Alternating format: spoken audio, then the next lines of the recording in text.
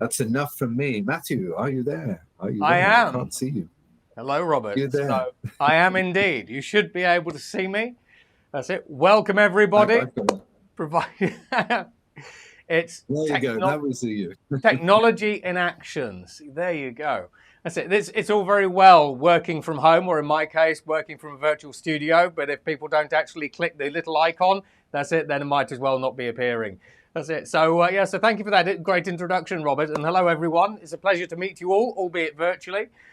So I must admit, I'm probably going to be slurring a little bit, basically, throughout this presentation.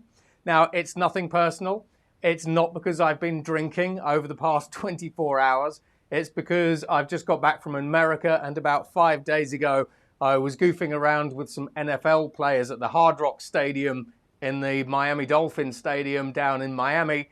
I got bundled on by a load of them, and they're big guys. And actually, it turns out that they're so big, they've actually cracked two of the roots on my molar. So if I look a little bit like a hamster, that's why. And also, I'm quite nicely dosed up on medication. That's it. So it'll be a really entertaining presentation for you all. Although it might not even go according to plan. Who knows what this medication's doing? But we hope it does.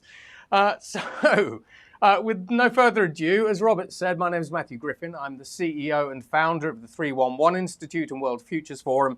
And I look at two kinds of futures. I look at the next 20 years, which is where the vast majority of multinational organizations sit, having a look at the next 1, 2, 3, 5, 10, 20 years. But I also work with G7 and G20 governments on what the next 50 years looks like, because if you're a government, then you care deeply, hopefully, about the future of education, jobs and skills, and all the different sectors basically that form part of your economy. So today's presentation is going to be about reverse brainstorming. Now, to some of you, this is probably going to be a new concept. Some of you might have heard about it before, but I'm going to go through what it is, why it is. We're going to go through examples, and I'm going to be showing you how you can actually use it in your own companies and in your own daily lives to solve problems better and faster than ever before. And let's face it, hopefully one day we will have no problems that need solving and we can all take the day off. So the dilemma that we kind of all have as a society is we do have lots of problems to solve or that need solving, whether it be at a societal level with a lot of the global challenges that we see, whether it be at an industry or corporate level, or whether it's even at a personal level at home. Now, we're always told that anyone can solve problems. However, when we have a look at children, children are especially adept at solving problems because they aren't bounded by a lot of the biases that we have as adults. And they're exposed to lots and lots of different experiences and things, which is probably why when you go and ask your children to solve a problem, not only do they think outside of the box, but they inevitably come up with some rather intriguing and, dare I say, weird solutions to the problems that you have today. However, as we sort of get older, there's this conception that as we get older, our ability to problem solve starts taking a back seat to a lot of our other day-to-day tasks. We kind of start forgetting how to solve problems in new ways, and we very much stick to the status quo. Now, this sort of inevitably leads us to this. While we can all solve problems, we typically solve them in different ways and with different skills. Some of us are great problem solvers. However, quite a lot of us are rubbish problem solvers. So much so that I know a lot of people who actually proactively run a million miles to try to get away from problems because they just don't want to confront them because they are worried that they aren't going to have the answers, or they're worried that they're going to come up with the wrong answers. Now, as a consequence of this is where reverse brainstorming really comes into play. Because while we might not necessarily know how to improve things, if I said to you, how would we make smartphones better? You might have a small list of things that you can improve: battery life, screen resolution, camera resolution, that sort of stuff. However, you'd probably have a relatively narrow laundry list of solutions. But if I said to you, how could we make smartphones worse, you'll probably have a list as long as your arm. So this is the power that we have. And in fact, increasingly, this kind of innovation is our superpower. Now, reverse brainstorming is slightly odd as a concept because ultimately what we're trying to achieve is we're trying to find solutions to problems. But reverse brainstorming is really about finding the anti-solution, which is a really odd concept. Kind of sounds like a Marvel concept. You know, it sounds like basically we should be all in outer space and everything else talking about antimatter and everything else. We're talking about antimatter, the multiverse, basically, and anti-solutions, you know, that kind of stuff. But it's actually very effective. And a lot of large global organizations use reverse brainstorming very effectively to solve some of the challenges that they have. So, what is it? So, at its heart, reverse brainstorming can be described like this.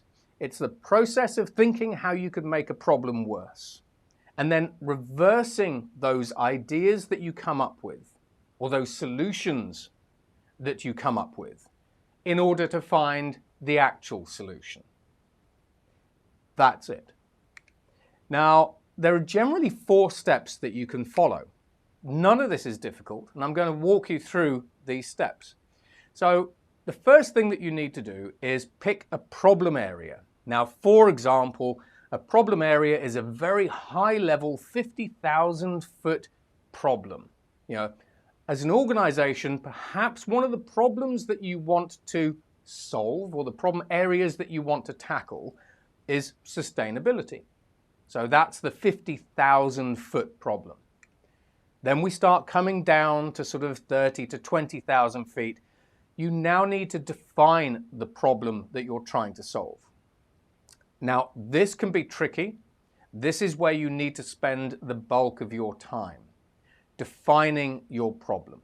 So, for example, with this fictional organization that I'm sort of pretending to talk about, the problem that this organization faces might be energy costs. So the problem that we have as an organization is our energy costs have increased by 200%. And I know what you're thinking. This is a very, very lucky company because most of our energy bills have increased by like 400%. That's it. But, you know, this is a fictional company. So once you've figured out the problem that you are trying to solve, the problem that you care about, you now need to create a question. And the question that you pose to yourself or to your teams in this case is this: how do we reduce energy consumption? Every single company that you work for, the executives have probably asked this question millions of times, certainly in the times that we live in today. So your question here, as I say, is how do we reduce energy consumption? And this can either be a very high level question or it can be granular. So for example, we could ask the question, how do we reduce energy consumption within our New York data center? How do we reduce the energy consumption of our self-driving vehicle fleet? So you can get as granular with these questions as you like. But the important thing is, you pick your problem area, you define your problem, and you turn that problem into a question. Now, once you have your question, the next bit is very simple. So we turn the question of how do we reduce energy consumption in our New York data center, for example, and reverse it. That's it. So in this case, it would be how do we increase energy consumption, for example, in our New York data center. Now, when we actually put this kind of question to people and teams, they inevitably come up with many more answers than they would have if we hadn't actually reversed the question. That's it. That is reverse brainstorming as a process in 4 steps. Now, to make it special, to really drill this home, I'm going to use some examples that are relevant to businesses today. So today, basically, as the McKinsey report has highlighted for your particular industry, there are a number of different problem areas that organizations are trying to tackle and focus on. So the first is digital transformation. The second is ESG. And then the third is reskilling and upskilling their existing workforces. So how do we apply reverse brainstorming to these particular areas? Here we go. This is how. So when it comes to digital transformation, we have hundreds of different questions that we could ask, which is why it's important you get the problem and the questions correct and that you take time to think about them. But for digital transformation, one of the questions that we could actually ask ourselves is, how do we become more efficient? Now, this could apply to processes, it could apply to cost structures, it could apply to all sorts of different things. We reverse that. How could we become less efficient? And again, you probably have lots of different answers there. When we have a look at ESG, from an environmental perspective, exactly the same process. How do we pollute the environment less? That's our problem that we want to solve, and we're looking for solutions to that question. Reverse it. How do we pollute the environment more? So this could apply to e-waste, net zero. It could apply to all kinds of different things, including things like the circular economy, sustainability, all kinds of bits and bobs. When we have a look at social within companies, again, the question that we could ask here is, how do we make our labour policies better? That's what we're trying to achieve. So you flip it and ask yourselves the question, how could we make our labour policies worse? So for example, we could try to get people to work 24 hours a day. We could be inflexible with our working practices. We could take all their technology away. We could actually hire people only in one particular city as a global organization. We could work with one partner as opposed to many different partners. We could eliminate basically our core competency skill lists and so on and so forth. We could ramshackle HR. There's lots and lots of different things that we could actually do. And then once we've found those anti-solutions, we flip them and then we discuss actual solutions. When it comes to governance, how do we make decision-making better? Flip it. How do we make decision-making worse? So an example here is, well, we have less data. We can make it worse by having access to less data. Our data quality could be very, very poor. We could have the wrong people in the wrong areas. Now, as an interesting little segue here, we're now starting to see the use of artificial intelligence basically in the decision-making process, both within the financial services industry, but also within the board, at the board level with organizations, especially in Hong Kong, where the boards are now starting to use behavioral computing to ask artificial intelligence systems like IBM Watson, I'm looking to create a new strategy for the company. Watson, what do you think my future strategy for the business should be if I want to grow my business? And then these artificial intelligences crunch huge amounts of data, bring it back and say, well, have you tried expanding this product into Asia and targeting these markets? So when we talk about things like the pace of change, how your customers are changing, how your customers are viewing the world, how your customers are now starting to change their behaviors and so on and so forth, there's a significant amount of change coming. Now, when we start talking about re- and upskilling, again, very similar questions, but one of the questions that we can actually ask is, what does a labour force that's resilient to change look like? Bearing in mind there's a huge amount of change. Digital transformation, the rise of the virtual economy, which Goldman Sachs estimate is worth $8 to $13 trillion. All kinds of different things we can look at here. We flip the question, what does a labour force that's not resilient to change look like? For example, we live in a VUCA world, basically where the world and the technology around us basically lets us do more things faster than ever before. We're seeing the rate of disruption increasing faster than ever before. So a labour force that is not resilient to change might be a labour force that is not able to adapt or not adaptable. So as you can see, hopefully these principles are sort of coming through. And really, That's it. That's it, the end from me. So for me, what does a bad presentation look like? Hopefully not that one. That's it. And now over to Robert. So thank you, everybody. Take care. How to catch me out scribbling. Yes, Matthew. That was my goal. That was your goal. I have a question which I thought about from this morning, and thank you for that. And it's one of those interesting ideas that's engagingly simple but has huge impact. Yeah. So I would encourage all of you. We'd like to hear your comments, your questions. How might you apply this? How might you not? If so pile those into the Q&A. I have a question that came from this morning, or maybe as you comment as to whether you've experienced something or not.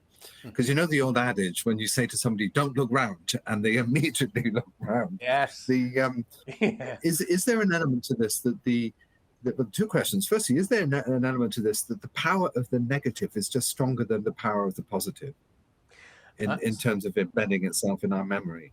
Yeah, absolutely. So a lot of this, if I asked you all, how do we make the world better? Again, you'll come up with probably there is a possible long list, but you'll have a couple of brilliant ideas. But if I said, how can we make the world worse? You'll come up with hundreds of ideas, let's face it. So a lot of the sort of psychology of reverse brainstorming is actually embedded in the human flight or fright response. Now, because we are tuned to try to find the negative things within our environment. The tiger that's making a rustling noise in the grass, that's what we focus on, that's what we tune into. As another example, when we actually have a look at news, if we were all meeting in person, I'd say hands up the people who read the news, and we will all put our hands up.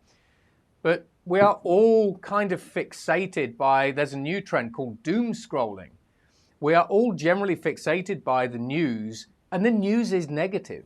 We're looking for, where's the threat to us, all that kind of stuff at a subconscious level.